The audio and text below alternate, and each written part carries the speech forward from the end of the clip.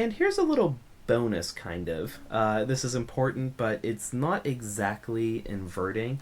So here's an octave. This is the biggest interval we've talked about. So when we have C all the way up to another C, that is an octave, and same thing from this higher C down to this lower C, that's also an octave. Now if we were to invert this, we would have to change the placement of all these things. So we would still have an octave from C down to C and up to C. That's still an octave. Once again, sorry for that random scrolling.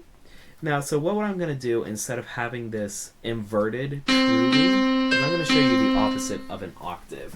So when we invert things, we get to their opposites. Sevenths become seconds, thirds become sixths, fifths become fourths, fourths become fifths, thirds become sixths, and seconds become sevenths. I hope I said that all right. But anyway, the opposites always add up to 9. The opposite of an octave is still going to be perfect. Like I said, perfect fourths and fifths, they stay perfect when you invert them. Even though the number changes, it's still perfect. When you invert an octave, that changes to a perfect unison, and that changes the number from an 8 to a 1.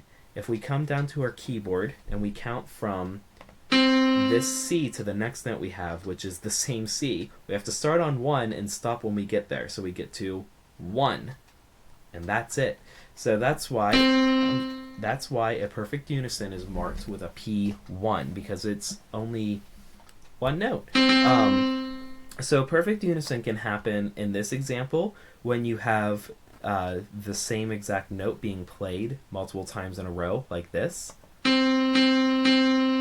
Once again, sorry for that scrolling. Or if we were to play something as a band, I could say, okay, everybody play me this octave of C, even if you just play it one time. If you have more than one person playing the same exact pitch, they are playing a unison together. So the opposite of an octave is a unison. Once again, perfect intervals invert to other perfect intervals, and everything will always add up to 9. We did have a P8, now we have a P1, 8 and 1 add up to 9. So no matter what you're inverting, it's going to add up to 9.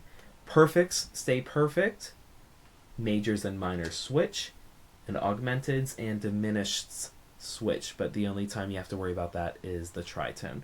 I hope this made sense. We're going to spend some more time working with it. There's a worksheet for today, so I hope that you were able to follow along. Please finish your worksheet. There's no tone savvy assignment for today, and we will continue along this road tomorrow. Have a great day, everybody.